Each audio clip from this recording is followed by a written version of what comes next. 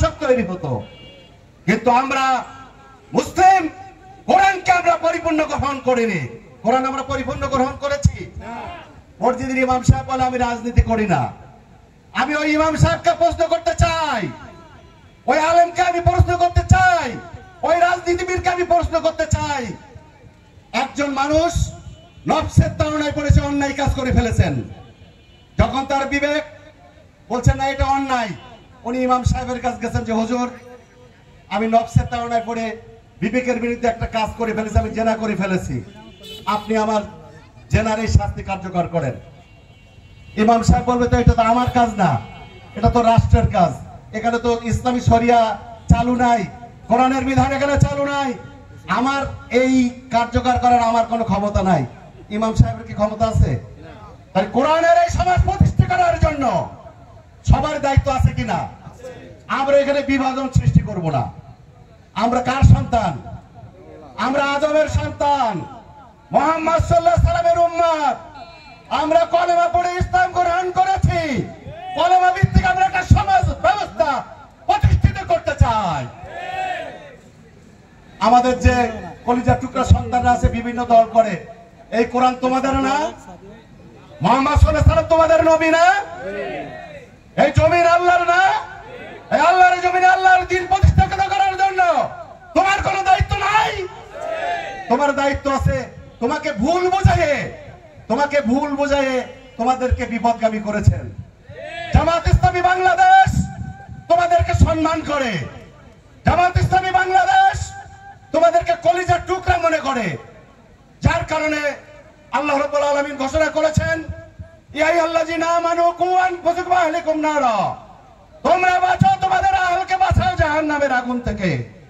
জামাত ইসলামী বাঁচতে চায়, 18 কোটি মানুষকে জাহান্নামের আগুন থেকে বাঁচাতে চায়। আজকে আমার সন্তানেরা, তোমরা একটু বিবেকটা তোমরা খাটাও।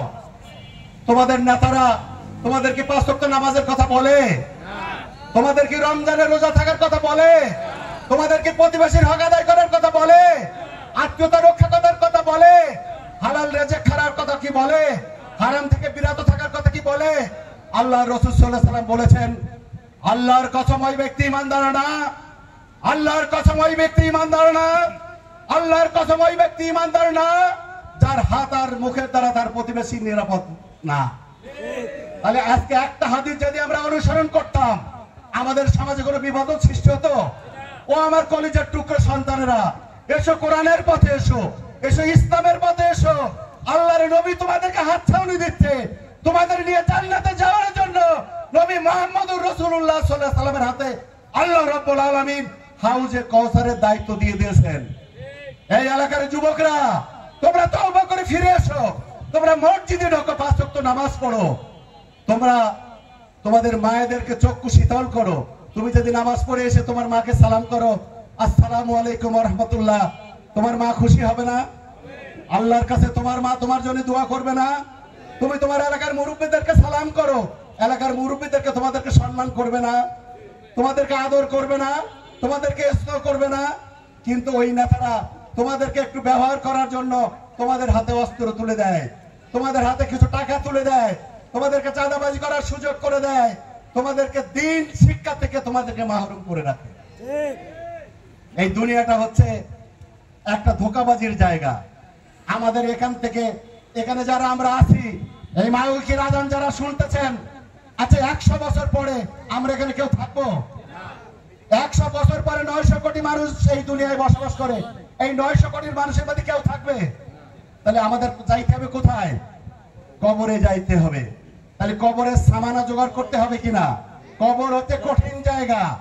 মুহাম্মদ রাসূলুল্লাহ সাল্লাল্লাহু আলাইহি ওয়াসাল্লাম বলেছেন সর্বশেষ যে আল্লাহ জান্নাতে প্রবেশ করবে, দুনিয়ার থেকে 10 গুণ বড় জান্নাত আল্লাহ তাকে দান করবেন।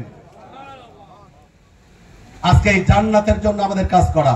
আল্লাহ রাব্বুল আলামিন ঘোষণা করেছেন ইয়া আইয়ুহাল্লাযীনা আমানু হাল আদুল্লুকুম আলা তিজারাতিন তুনজিকুম মিন আযাবিল আলীম তুমিনুনা বিল্লাহি ওয়া রাসূলিহি ওয়া তুজাহিদুনা ফি সাবিলিল্লাহ।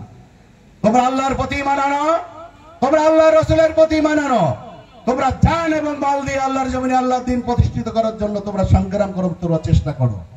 জামাত ইসলামী বাংলাদেশ রাষ্ট্র ক্ষমতায় যাইতে চায় না। রাষ্ট্র ক্ষমতা ছাড়া কোরআনের আইন প্রতিষ্ঠিত করা যায় না, তাই জামাত ইসলামী রাজনীতি করে।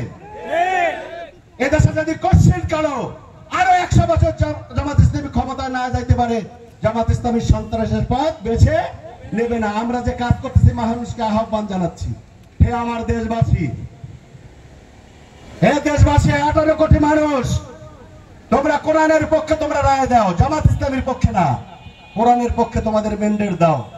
ঢাকা জেলা 3 আসনের যাকে নমিনেশন দেবে ইসলামী আন্দোলনের পক্ষ থেকে কোরআনের কর্মী হিসেবে, আমরা তার কর্মী হিসেবে কাজ করবো ইনশাআল্লাহ। আমরা কোনো বিভাজন করব না। আমরা অতাসিমু বিহাবলিল্লাহি জামিয়া ওয়ালা তাফাররাকু, তোমরা সংঘবদ্ধভাবে আল্লাহর রজ্জুকে আঁকড়ে ধরো, পরস্পরে তোমরা বিচ্ছিন্ন হও না। আমরা পরস্পর কি বিচ্ছিন্ন হব? আচ্ছা, আমাদের যে যুবকরা বিপদগামী হয়েছেন, আপনারা পারবেন না এই যুবকদেরকে কপালে একটা চুমা দিয়ে দিতে? আপনারা পারবেন না এই যুবক